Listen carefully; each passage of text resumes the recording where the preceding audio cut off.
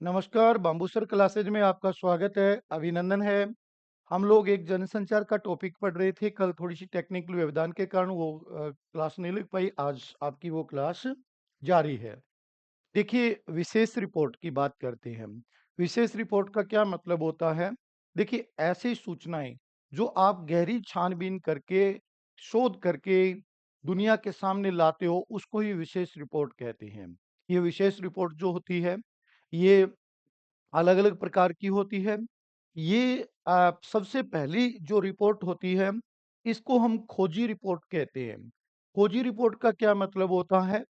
ऐसी ऐसी रिपोर्ट्स, ऐसी सूचना ऐसी सूचना जो पहले से लोगों को पता नहीं थी और छानबीन करके, गहरी छानबीन करके, शोध करके लोगों के सामने लाई गई, उसको खोजी रिपोर्ट कहते हैं। जैसे कहीं कोई भ्रष्टाचार हो गया, जैसे कहीं कोई नया चमत्कार हो गया।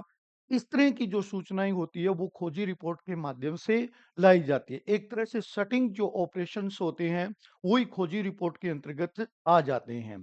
देखिएगा ये आपको एक क्वेश्चन पूछेगा, प्रश्न ये पूछेगा कि किस रिपोर्ट के माध्यम से जो लोगों को जानकारी नहीं है, वो जानकारी लोगों को दिया जाती है या ऐसे तथ्य लोगों के सामने लाए जाते हैं, जो पहले से मौजूद नहीं है। उसको खोजी रिपोर्ट के माध्यम से आप ला सकते हो लोगों के सामने। दूसरी होती है in depth reports. In depth report कौन-सी होती है? इसमें सार्वजनिक स्तर पर जो उपलब्ध तथ्य और सूचनाएँ होती है, उनकी छानबीन की जाती है। यानी ये लोगों की जानकारी में तो होती है, परंतु उसकी छानबीन करके सच्चाई का पता लगाया जाता है। जैसे कोई लड़ाई हो गई, कोई कांड हो गई, कोई दुर्घटना हो गई, ये लोगों को पता है दुर्घटना हो गई। अब उसकी छानबीन की जाती है, वो इन डेप्थ रिपोर्ट कहलाती है। जैसे मान लो सीबीआई को दे दिया मामला कि भई इसकी हकीकत जानिए। वो लोगों के सामने मामला तो सार्वजनिक है, खोजी रिपोर्ट में वो सार्वजनिक नहीं था, पता ही नहीं था लोगों को, इसका पता होता है। फिर उसकी सच्चाई सामने लाई जाती है, वो इन डेप्थ रिपोर्ट के अंतर्गत आती है। यानी सार्वजनिक स्तर पर उपलब्ध तथ्यों और सूचनाओं की छानबीन करके गहराई तक जाने का प्रयास किया जाता है। उसी के आधार पर घटना और समस्या को सामने लाया जाता है, वो इन डेप्थ रिपोर्ट कहलाती है। देखिए खोजी रिपोर्ट में और इन डेप्थ रिपोर्ट में दोनों में एक अंतर होता है। खोजी रिपोर्ट में तो हम क्या करते हैं कि ऐसे तथ्यों को लोगों के सामने लेके आएँगे जो उपलब्ध नहीं है पहले से। ये इन डेप्थ रिपोर्ट ऐसी होती है जो तथ्य पहले से उपलब्ध है। उपलब्ध तथ्यों को ही गहराई से छान करके सच्चाई का पता लगाया जाता है, वो इन डेप्थ रिपोर्ट है। अगर आपके पेपर में एक क्वेश्चन आ जाए कि भई कोई घटना घटित हो गई, उसकी जाँच करके कौन-सी रिपोर्ट दी जाएगी? तो इन डेप्थ रिपोर्ट है। और ऐसा एक स्टिंग ऑपरेशन किया जिसकी जानकारी नहीं थी लोगों को, वो तथ्य सामने लाया गया तो कौन-सी रिपोर्ट हुई? खोजी रिपोर्ट हुई। एक होती है विश्लेषणात्मक रिपोर्ट। इसमें उस घटना या समस्या की व्याख्या की जाती है। विश्लेषणात्मक रिपोर्ट का मतलब होता है कि कोई घटना घटित हो गई, उसकी शुरू से लेके लास्ट तक जो पूरा आप तथ्य प्रस्तुत करोगे, जो विश्लेषण प्रस्तुत करोगे, जो विवरण प्रस्तुत करोगे, उसको विश्लेषणात्मक रिपोर्ट कहते हैं। यानी आप उसके बारे में पूरी थीसिस लिखोगे, वो इस श्रेणी की रिपोर्ट आती है। इसके बाद होती है विवरणात्मक रिपोर्ट। इसमें समस्या पर बारीकी से विवरण प्रस्तुत किया जाता है, यानी इसमें एक-एक पॉइंट्स को जो है आधार बना के उसकी जाँच की जाती है, उसको विवरणात्मक रिपोर्ट कहते हैं। यानी ये पूर्णतः एक्सप्लेनेशन है कोई चीज़ का भी ये घटना इसके पीछे ये तथ्य थे, ये कारण थे, वो रिपोर्ट ही विवरणात्मक रिपोर्ट कहलाती है। ये खोजी ये जो आप लोगों को आज हमारा टॉपिक चल रहा है रिपोर्ट्स किसको कहते हैं या विशेष रिपोर्ट्स किसको कहते हैं। तो रिपोर्ट्स का मतलब विशेष रिपोर्ट्स का मतलब ये होता है कि छानबीन करके, शोध करके, गहराई से जानकारी प्राप्त करके लोगों के सामने जो सूचनाएँ प्रकट की जाती है, वही विशेष रिपोर्ट कहलाती है। इसके 4 प्रकार हम लोगों ने पढ़े। पहला प्रकार हम लोगों ने देखा था वो क्या था कि वो खोजी रिपोर्ट थी, दूसरी थी इन डेप्थ रिपोर्ट थी, तीसरी थी विश्लेषणात्मक रिपोर्ट थी और चौथी है विवरणात्मक रिपोर्ट थी। ये 4 प्रकार की रिपोर्ट्स हिंदी में होती है। इनके ऊपर आप लोगों को कुछ बातें जो एग्ज़ाम में पूछी जाती है। तो ये आपको ध्यान रखना है। अगली बात की तरफ बढ़ते हैं, विचारपरक लेखन। देखिए विचारपरक लेखन क्या होता है? विचारपरक लेखन का मतलब होता है जो हमारे न्यूज़पेपर होते हैं जो हमारे अखबार होते हैं, उन अखबारों में, उन न्यूज़पेपर्स में क्या होता है कि एक तो समाचार दिए जाते हैं। समाचारों के साथ-साथ उन अखबारों में क्या होता है कि कुछ लेखक होते हैं और कुछ विशेषज्ञ होते हैं, जो अपनी विचारधारा के लिए बड़े प्रसिद्ध होते हैं। वो लोग क्या करते हैं कि अपने विचार किसी समस्या के ऊपर, किसी राष्ट्रीय मुद्दे के ऊपर, किसी सामाजिक संस्था के ऊपर, किसी धर्म के ऊपर, वो क्या करते हैं कि उनके पास उस विषय से संबंधित ज्ञान होता है। उस ज्ञान को जब वो लिखते हैं, उसको विचार परक लेखन बोला जाता है। देखिए, ऐसा प्रत्येक अखबार करते हैं। न्यूज़ के साथ-साथ ये लोग क्या करते हैं, अखबारों में कुछ लेख छापते हैं, जिसको आप लोग लेख कह सकते हो। तो वो लोग क्या करते हैं कि अपने-अपने विचार उसके अंतर्गत देते रहते हैं। सबसे पहला जो अखबारों का लेख होता है, वो होता है संपादकीय लेखन। देखिए, संपादकीय लेखन क्या होता है कि इसको कौन लिखता है, इसका क्या मतलब होता है।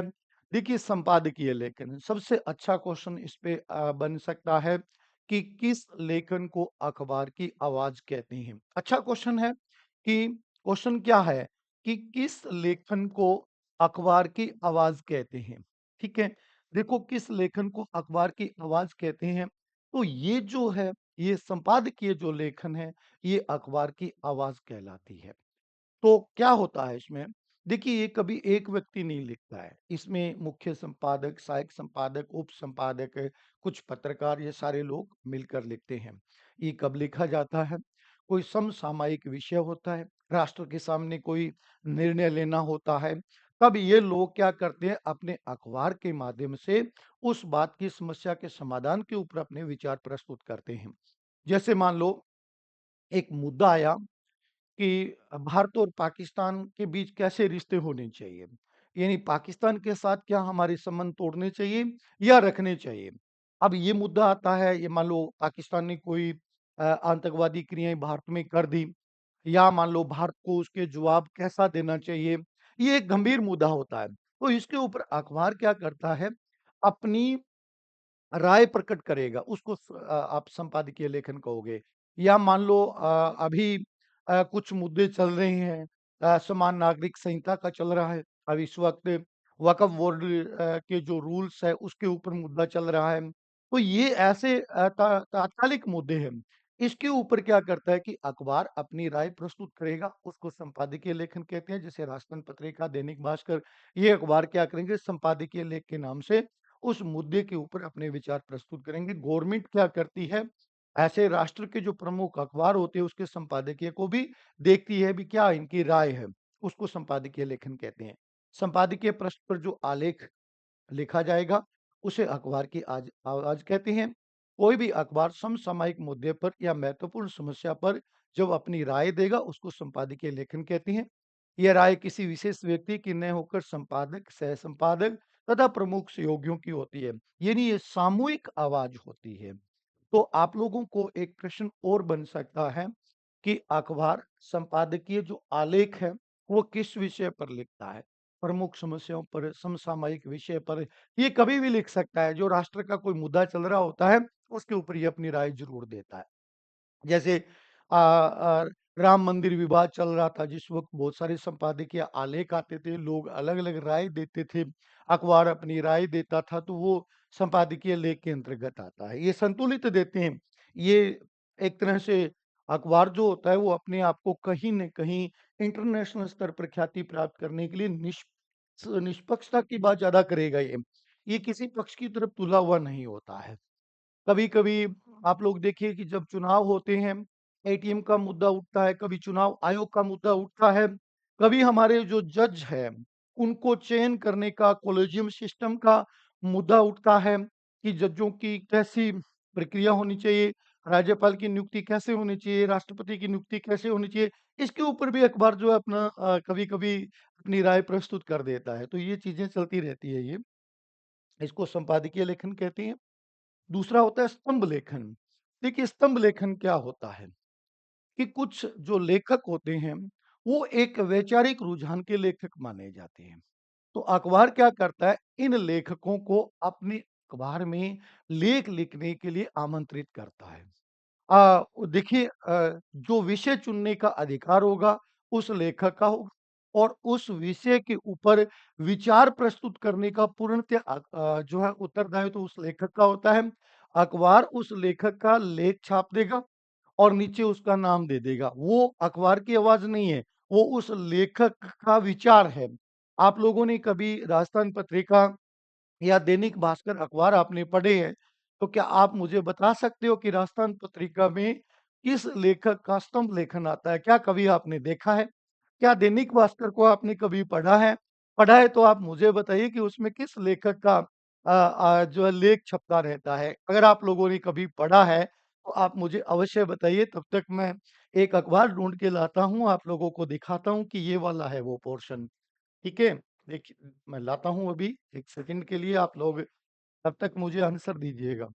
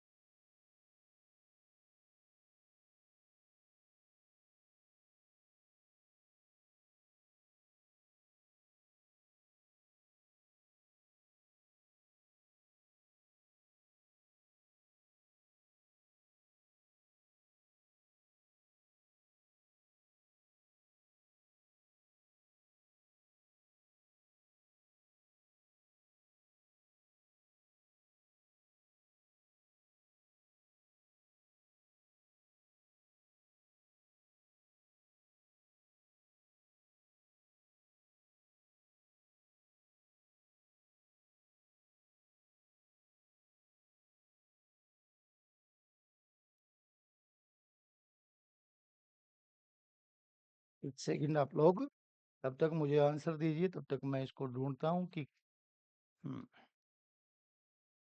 हुँ।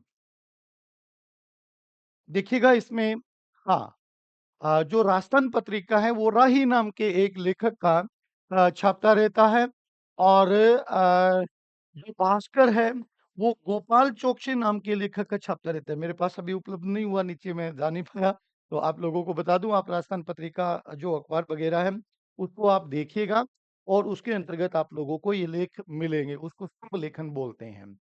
इसके बाद आता है संपादक के नाम पत्र। देखिए, एक क्वेश्चन यहाँ पे ज़रूर बनेगा।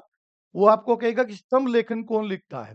अखबार का संपादक लिखता है या कोई लेखक? कोई भी लेखक लिख सकता है, वो अखबार से जुड़ा हुआ नहीं होता है। ठीक है? उसको विषय चुनने का अधिकार होगा, उसको अपने विचार प्रस्तुत करने का अधिकार होगा। वो अपनी स्वतंत्र विचारधारा को दे सकता है उसमें। संपादक के नाम पत्र या पाठक पीठ क्या होती है? देखिए, ये इसको आप लोग आम जनता की अखबार कह सकते हैं, इसको आप अखबार का प्रतिबिंब भी कह सकते हैं। 2 क्वेश्चन इस पे अच्छे बनते हैं। देखिए, ये आम जनता का प्रतिबिंब है, आम जनता की आवाज़ इसको बोलते हैं। ये क्या होता है संपादक के नाम लेखन? देखिए, जो अखबार के पाठक होते हैं, जैसे पत्रिका का पाठक है या भास्कर का पाठक है, तो ये क्या करते हैं, किसी मुद्दे के ऊपर जो पाठक है उनसे राय मांगते हैं। आप लोग चिट्ठी में उस मुद्दे के ऊपर अपनी विचारधारा लिख दो। अखबार क्या करेगा कि संपादक के नाम या मान लो पाठक पीठ नाम का ऐसा एक टाइटल देके आप लोगों की जो भी विचारधाराएं हैं वो आप लोगों को इसके अंतर्गत वो अवश्य लिख देगा। इसको बोलते हैं लोग पाठक पीठ बोलते हैं। ये कोई विशेष जो मुद्दा होता है, कोई समस्या होती है, तो आप लोगों से माँगी जाती है और आप लोग इसके अंतर्गत अपना विषय, अपनी विचारधारा प्रस्तुत कर सकते हो। अखबार आपके नाम से इसको प्रकाशित कर देगा। ये आम जनता की आवाज़ कहलाता है। ये क्वेश्चन अच्छा बनेगा यहाँ पे भी, संपादक के नाम पत्र या पाठक पीठ किसको कहते हैं? ये आम जनता की आवाज़ होती है। एक क्वेश्चन यहाँ ये ज़रूर बनाएगा वो इस तरह का। लेख लेख क्या होता है देखिए, सभी जो अखबार होते हैं वो तात्कालिक मुद्दों पर वरिष्ठ पत्रकारों, विशेषज्ञों से राय लेकर जो लेख लिखते हैं, उसको हम लोग क्या बोलते हैं? लेख बोलेंगे। ये राय लेकर या आप लोग डिबेट के माध्यम से भी इसके ऊपर चर्चा की जाती है। इसके लिखने की कोई शैली नहीं होती है, कहीं से भी प्रारंभ किया जा सकता है। इसके प्रथम भाग में तात्कालिक घटनाओं से शुरुआत करेंगे, जो वर्तमान में कोई घटना घटित होगी। दूसरे भाग में उससे संबंधित पहलुओं को लिखा जाएगा और तीसरे भाग में इसको निष्कर्ष के रूप में दिया जाएगा। जैसे कोई घटना घटित हुई, जैसे भारत पर ताज पे अटैक हुआ था या मान लो उरी पर अटैक हुआ था, तो पहले उस तात्कालिक घटना की शुरुआत होती है, फिर देखते हैं इससे संबंधित पीछे भी किस तरह के पहलू थे, कहाँ उसके कनेक्शन मिले थे, फिर उसका निष्कर्ष दिया जाता है, वो लेख होता है। लेख और निबंध में अंतर होता है। जो निबंध का मतलब तो होता है एक कसी हुई रचना होती है, जिसका वो क्या है, एक सीक्वेंस व स्टेप टू स्टेप चलती है। ये कसी हुई रचना नहीं होती है, इसमें बहुत सारी बातें की जाएगी, फिर उनसे निष्कर्ष निकाला जाएगा, वो लेख की श्रेणी के अंतर्गत आता है। इसमें अलग-अलग जो विद्वान है वो अपनी अलग-अलग राय देंगे, फिर उन सभी की राय का एक सारांश प्रस्तुत किया जाएगा, वो इस श्रेणी के अंतर्गत आ जाएगा। फिर उसको लेख कहेंगे हम लोग। अब आता है विशेष लेखन। देखिए, वो रिपोर्ट थी, अब एक विशेष लेखन होता है। तो रिपोर्ट में और विशेष लेखन में क्या फ़र्क होता है? देखिए, रिपोर्ट का काम तो ये होता है कि आप लोगों के सामने तथ्यों को प्रस्तुत किया जाए। यानी आप लोगों के सामने कुछ शोध, कुछ अनुसंधान को प्रस्तुत किया जाए, वो तो उसमें जो है रिपोर्ट के अंतर्गत आता है। विशेष लेखन क्या होता है कि जो अखबार होता है, अब आप लोग देखिए कि उस अखबार के अंतर्गत आप उसको गौर से देखना कि उसके अलग-अलग पृष्ठ होते हैं। एक खेल पृष्ठ होता है, एक आर्थिक जगत का पृष्ठ होता है, एक शादी-विवाह वाला पृष्ठ होता है। ये अलग-अलग पृष्ठ होते हैं। अखबार में जो पत्रकार होते हैं, उनकी विशेषज्ञता अलग-अलग विषय के ऊपर होती है। जैसे एक पत्रकार की विशेषज्ञता आर्थिक जगत से संबंधित शब्दावली की है। उसको ये पता होता है कि सेंसेक्स क्या होता है, उसको ये पता है बुल क्या होता है, उसको पता है तेजड़िया क्या है, मंदड़िया क्या है। वो कहेगा कि आज बुल ने छलांग लगाई, आज बुल धड़ाम गिरा। ऐसी शब्दावलियों को उसको ज्ञान होता है, वो व्यक्ति आर्थिक जगत के न्यूज़ छापेगा। एक व्यक्ति को खेल का पता है, खेल की शब्दावलियों की जानकारी है कि रन आउट क्या है, नो बॉल क्या है, व्हाइट बॉल क्या है, तो वो खेल से संबंधित जो समाचार है उसको छापता है। एक व्यक्ति को कृषि से संबंधित जानकारी है, रबी की फसल क्या होती है, खरीफ की फसल क्या होती है, उसमें एनपीके का क्या मतलब होता है, जीन्स के भाव की बात करेगा वो, एमएसपी की बात करेगा, वो कृषि विषय का विशेषज्ञ है, वो कृषि से संबंधित जानकारी प्रस्तुत करेगा। जिसको अपराध जगत की जानकारी होती है, क्रिमिनल जगत की जानकारी होती है, वो अपराध जगत के समाचार छापता है। और जिसको जो है इसकी जानकारी होती है कि प्रेम संबंधों की, तो वो सॉफ्ट न्यूज़ छापता है। तो इस तरह की जो जानकारी, जिसको फ़िल्मी दुनिया की जानकारी, वो फ़िल्मी दुनिया से संबंधित समाचार लाएगा, उसको ही हम लोग विशेष लेखन कहते हैं, ठीक है? किसी भी अखबार में अलग-अलग विषय पर अलग-अलग पत्रकारों की विशेषज्ञता होती है। जैसे किसी की अर्थशास्त्र में है, किसी की खेल में है, किसी की विज्ञान में है, किसी की क्रिमिनल में है, किसी की मतलब अलग-अलग ये रुचि होती है और विशेषज्ञ होती है। अखबारों में पत्रकारों को उसके ज्ञान और रुचि के आधार पर जो विशेष क्षेत्र दिया जाता है, उसे हम बीट लेखन भी कह सकते हैं। काफ़ी अच्छा क्वेश्चन बनता है कई बार कि बीट लेखन का क्या तात्पर्य होता है? तो आपकी जो विशेषज्ञता है, जैसे आपकी विशेषज्ञता हिंदी में है, तो आपको हिंदी का लेक्चरर बनाया जाएगा। आपकी विशेषज्ञता अर्थशास्त्र में है, तो आपको अर्थशास्त्र का व्याख्याता बनाया जाएगा। उसको बीट लेखन कहते हैं ये। बीट लेखन करते समय उस क्षेत्र की विशेष तकनीकी का ज्ञान लेखक को होना चाहिए। जैसे आर्थिक जगत के जो लेखक हैं, उनको तेजड़िया, मंदड़िया, बुल, सेंसेक्स, है ना? चाँदी में उबाल, ऐसे शब्दावलियों का प्रयोग करेगा वो। सोना गिरा, उनको वैश्विक स्तर के जो भावों की जानकारी भी होगी, तो वो आर्थिक जगत के आप लोगों के सामने समाचार लेके आएगा। आप लोग कई बार देखते हो ना कि बुल ने छलांग भरी। अब आर्थिक जगत के लोगों उस बात से ही खुश हो जाएँगे कि छलांग भरी, इसका मतलब तेज हो गया। अगले दिन है कि बुल धड़ाम गिरा, तो अब हमें तो पता नहीं है कि बेल क्यों गिर रहा है, क्यों ये उछाल-मार हो रहा है, तो वो आर्थिक जगत के लोग उस बात को समझते हैं। आज जिसको नक्षत्र का ज्ञान होता है, वो राशियों की जानकारी भी देता है। इसमें इस तरह की अलग-अलग इसमें विशेषज्ञता वाले लोग होते हैं। विशेष लेखन के क्षेत्र कौन से हैं? देखिए, पहला क्षेत्र ये खेल क्षेत्र है, यानी एक पत्रकार खेल से संबंधित समाचार छापेगा। वो आप लोगों को ये बताएगा कि आज भारत और पाकिस्तान के बीच में कौन-सी सीरीज़ चल रही थी। जब ये अभी चैंपियनशिप ट्रॉफी चल रही थी, तो उसके समाचार आ रहे थे।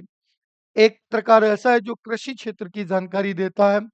वो आपको बताएगा कि इस बार सरसों के भाव ये रहेंगे, गेहूँ के भाव ये रहेंगे, रबी में ये फसल बीजी जाएगी, खरीफ में ये फसल बीजी जाएगी, वो उससे संबंधित बातें करेगा।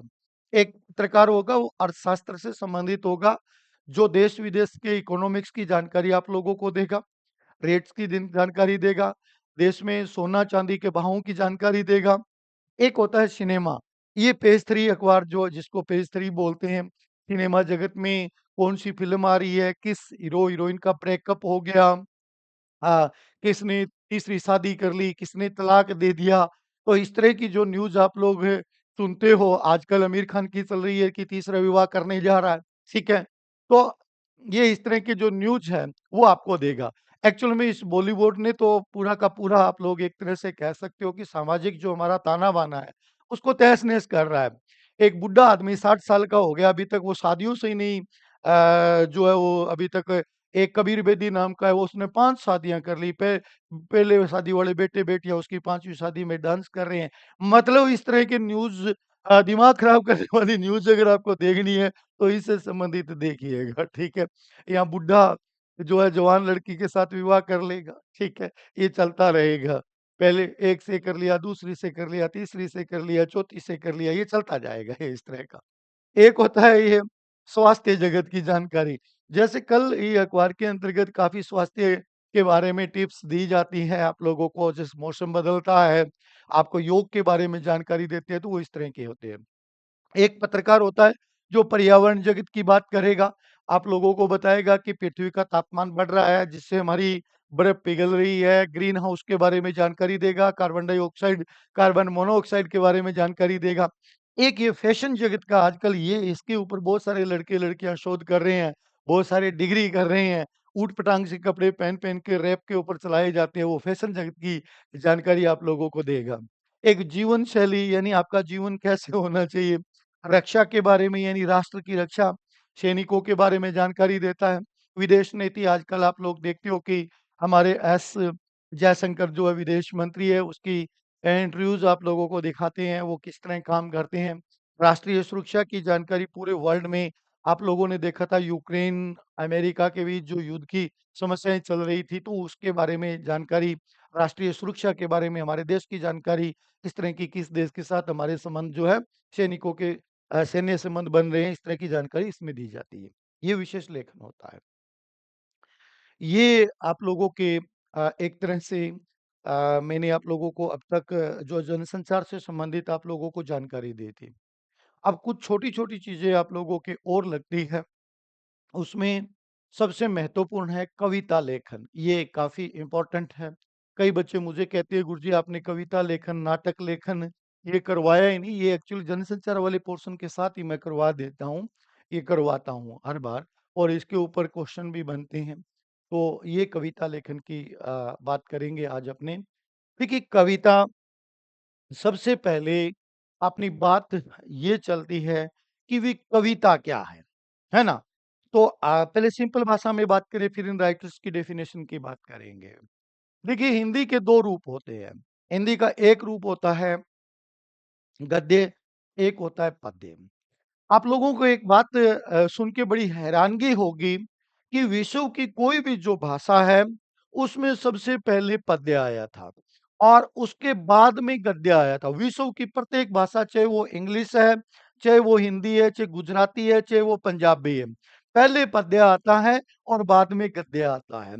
और एक बार क्या हुआ कि इंटरव्यू में एक प्रश्न पूछा गया कि क्या कारण है कि विश्व की प्रत्येक भाषाओं में पहले पद्य आया बाद में गद्य आया। बड़ा मजेदार कारण है। आप सुनिए आपको हैरानगी होगी कि वास्तविकता में ऐसा होता है क्या? वास्तविकता में ऐसा होता है।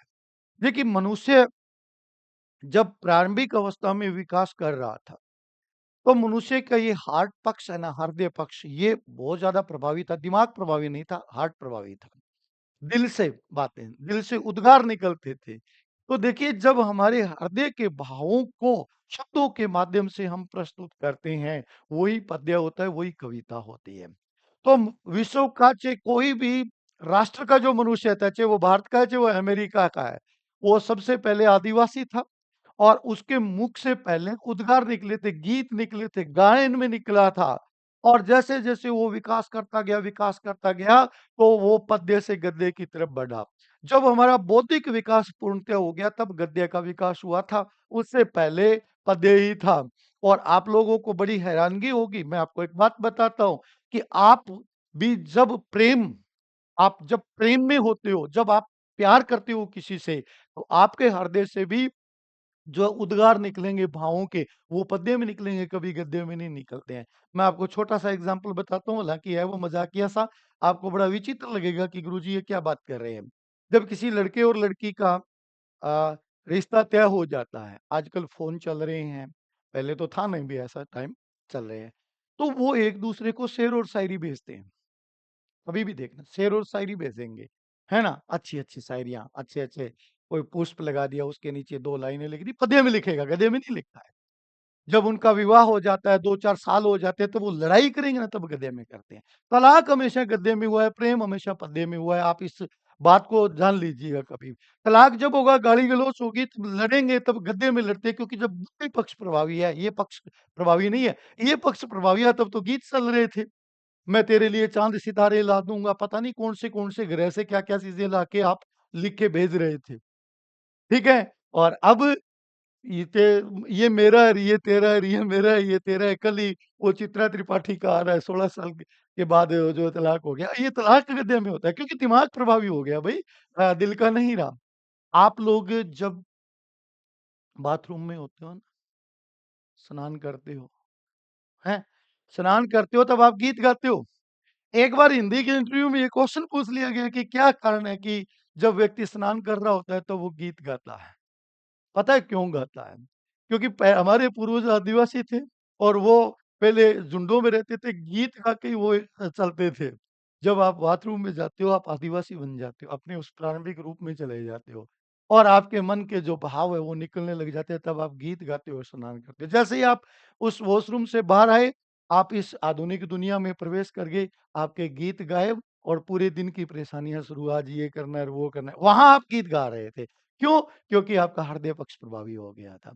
तो इसलिए वैश्विक जो भाषाएँ थी, जब मनुष्य प्रारंभिक रूप से अपने दिल से सोचता था, इसलिए पद्य का आविर्भाव हुआ था। जब उसने दिमाग से सोचना शुरू किया, तब गद्य का आविर्भाव हुआ था। आप एक चीज़ देखना, जो ढाणियों में रहता है, उसके रिश्ते मजबूत होते हैं। गाँव के व्यक्ति का उससे कम रिश्ते मजबूत होगा, शहर वाले का उससे कम और मल्टी शहर वाले का सबसे कम रिश्ता मजबूत होता है। क्योंकि जो ढाणियों में बैठा है, वो दिल से रखता है प्रेम। गाँव वाला व्यक्ति भी दिल से प्रेम करता है। जो छोटे शहर का है वो ठीक-ठाक है। बड़े शहर वाले के पास दिल-दाल नहीं है, उसको जब ये दिमाग काम करता है, जहाँ प्रॉफ़िट होगा वहाँ उसके रिश्ते होंगे, जो प्रॉफ़िट नहीं होगा, रिश्ता नहीं होगा, क्योंकि वो पूर्णतः गद्य के अंतर्गत आ चुका है। गाँव वाला अब भी गीत गा रहा है थोड़ा-थोड़ा। जब तक आप गीत गाते रहोगे, तब तक आप इंसान हो। और जब आपने गीत गाना छोड़ दिया ना, तब आप इंसान से राक्षस बनने जा रहे हो। तो ये पद्य और गद्य की जो यात्रा है, ठीक इसी प्रकार की है। महादेवी वर्मा ने क्या कहा? सुख-दुःख की आवेश में अवस्था, विशेष गिने-चुने शब्दों में सौर साधना का उपयुक्त चित्रण करके देना ही गीत है। इसको कविता कहते हैं। हमारे सुख और दुःख की अभिव्यक्ति गीतों के माध्यम से करना कविता कहलाती है। पंत क्या कहते हैं? कविता सस्वर होनी चाहिए, जो बोलते ही सेव की तरह, जिनके रस की मधुर लालिमा भीतर न समा सकने के कारण बाहर छलक पड़े। यानी कविता रसों का प्रवाह करती है। पत्थर से पत्थर दिल को भी कविता अच्छी लगती है। कविता किसको अच्छी लगती है? ये क्वेश्चन आ जाए, तो आपको उत्तर देना है, कविता सभ्य, असभ्य, राक्षस सभी जातियों को अच्छी लगती है। ये युगों-युगों से ही हृदय को प्रभावित करती रही है। आगे के अनुसार कविता की दुनिया अनजानी है, क्योंकि यह कल्पना का साम्राज्य होती है। यानी आगे ये कहता है कि ये दुनिया ही अनजानी है, ये कल्पना का साम्राज्य है। और एक जो प्रेमी होता है ना, वो प्रेमी और कल्पना का चोली दामन का साथ होता है हमेशा। प्रेमी और कल्पना का। क्योंकि जो कल्पना नहीं करेगा वो प्रेमी हो ही नहीं सकता। जो प्रेमी नहीं है वो गीत गा ही नहीं सकता। एपीजे अब्दुल एपीजे अब्दुल कलाम साहब ने कोई गाना गाया क्या कभी? कभी नहीं गाया। क्योंकि वो प्रेमी नहीं थे, वो वैज्ञानिक थे। प्रेमी होगा वो गीत गाएगा, जो प्रेमी नहीं होगा वो गीत नहीं गाएगा भाई, ठीक है? जहाँ जहाँ पे रसधारा साहित्य का आदमी बहा सकता है। जो लोग विज्ञान के स्टूडेंट्स हैं, फिजिक्स के हैं, केमिस्ट्री के हैं, उन लोगों के साथ कभी साहित्य के व्यक्ति का विवाह नहीं होना चाहिए, करना भी नहीं चाहिए। अगर आपने उस व्यक्ति के साथ जो अ, आप साहित्य के हो और उस व्यक्ति से विवाह कर लिया जो विज्ञान का है तो बड़ा मुश्किल हो जाएगा क्योंकि वो तथ्यों पर बात करेगा, आप कल्पनाओं पर बात करोगे, ठीक है? उसका साम्राज्य तो इतना ही है कि H2O बन के जल बना है और हमारा साम्राज्य ये है कि जब भीगी-भीगी बारिश होती है तो झूमते हैं। तो हमारा और उसके साथ सामंजस्य नहीं हो सकता क्योंकि हम दिल से गाएँगे। मानव हृदय के कोमल भाव की आनंददायक तथा संवेदनात्मक अभिव्यक्ति कविता कहलाती है। मानव हृदय की आनंददायक और संवेदनात्मक अभिव्यक्ति ही क्या कहलाएगी? कविता कहलाती है। इसलिए विवाह शादी करते समय कुंडली के साथ-साथ डिग्रियाँ ज़रूर मिला लिया करो, ठीक है? विज्ञान का कोई बच्चा है तो विज्ञान की बच्ची के साथ विवाह कर ले, दोनों H2O करते रहेंगे सारी उम्र, ठीक निभ जाएगी उनको। लेकिन साहित्य का आदमी फिज़िक्स वाले के साथ विवाह करता है तो दिक्कत आएगी, वो फिज़िक्स वाला बोलेगा नहीं, आप कहोगे कि ये तो मेरे से बात ही नहीं करता है, ये तो गूंगा-सा बना रहता है। क्योंकि उसकी विचारधाराएँ अलग है, उसने तो देख लिया कि भई ये घड़ी का जो डोलक है इतने मिनट पर घूमेगा, ये इतनी मिनट में घूमेगा और अपने क्या है, सदियों की बात 1 मिनट में कर जाएँगे। सदियों पहले तू ही था, तू ही सदियों के बाद है। वो तो कहेगा कि इतने मिनट के बाद ये डोलन यहाँ पे आके खड़ा होगा। तो आपका और फिज़िक्स वाले का सामंजस्य नहीं हो सकता, क्योंकि आप कल्पना के राजा हो और वो कुछ यथार्थता की बात करेगा, इसलिए। ठीक है? एक सहृदय प्राणी अपने मन के सुख-दुःख के माध्यम से अपने भावों को प्रस्तुत करता है, उसे कविता कहते हैं। यानी आप गीतों के माध्यम से अपने सुख-दुःख के भावों को प्रस्तुत कर दिया, वो कविता कहलाती है। कविता का जन्म कैसे हुआ? कविता का जन्म वाचिक रूप से लिखित रूप में हुआ। पहले ये बोली गई, बाद में इसको लिखा गया। तो इसके जन्म के क्वेश्चन बनाएगा कि कविता का जन्म कैसे हुआ? वाचिक से लिखित रूप में हुआ था। कविता की अनजानी दुनिया का पहला उपकरण शब्द है। ये काफ़ी इम्पोर्टेंट क्वेश्चन है। वो आपको पूछेगा कि कविता का पहला उपकरण किसको कहते हैं? शब्द को कहते हैं। कविता के मूल में संवेदना तथा राग है। बिना संवेदना और राग के कविता नहीं बन सकती। काफ़ी इम्पोर्टेंट क्वेश्चन है कि कविता के मूल में क्या होता है? संवेदना तथा राग होता है और कविता किसके बिना नहीं बन सकती? संवेदना के बिना। आप में अगर सुख-दुःख की अनुभूति नहीं है, सुख में आप सुखी नहीं होते हो, दुःख में आप दुखी नहीं होते हो, प्रेमिका के छोटा-सा काँटा क्या लगा आपकी आँखों में आँसू आ जाए, तो आप प्रेमी हो। सुख-दुःख की अभिव्यक्ति जो नहीं करना जानता वो कविता नहीं गा सकता। वो प्रेमी नहीं हो सकता। ठीक है कि नहीं? जैसे गीत गाएगा, अंक मेरे यार की दुखे मेरी आँखों में आ गया पानी। इतनी संवेदनाएँ होगी तब कविता बनेगी और उस और जो आपके मन में भाव उठा, उसको भी उसको बताना ज़रूरी है। जब तक नहीं बताओगे तब तक उसके हृदय में प्रेम नहीं उत्पन्न कराओगे। संवेदना और राग कविता का मूल विषय होता है। बिना संवेदना और राग के कविता बन ही नहीं सकती, आप गीत गा ही नहीं सकते। जॉर्ज लुइस बोर्गस के अनुसार कविता कोने में घात लगाए हुए बैठी है का तात्पर्य है कि प्रत्येक व्यक्ति के मन में रचना करने की प्रवृत्ति होती है एवं प्रत्येक व्यक्ति के मन में भाव होते हैं। जॉर्ज लुइस क्या कहता है? जॉर्ज लुइस कहता है कि प्रत्येक व्यक्ति के मन में भाव तो है, प्रत्येक व्यक्ति कुछ न कुछ संवेदना तो रखता है, परंतु उसको शब्द नहीं मिलते हैं। बिल्कुल, बिल्कुल। ये आपको एक क्वेश्चन पूछेगा कि कविता कोने में घात लगाए बैठी है का क्या अर्थ होता है? आपको कहना है प्रत्येक व्यक्ति के मन में भाव होते हैं, बिल्कुल होते हैं। लेकिन कुछ लोग अपने भावों की अभिव्यक्ति नहीं कर पाते हैं।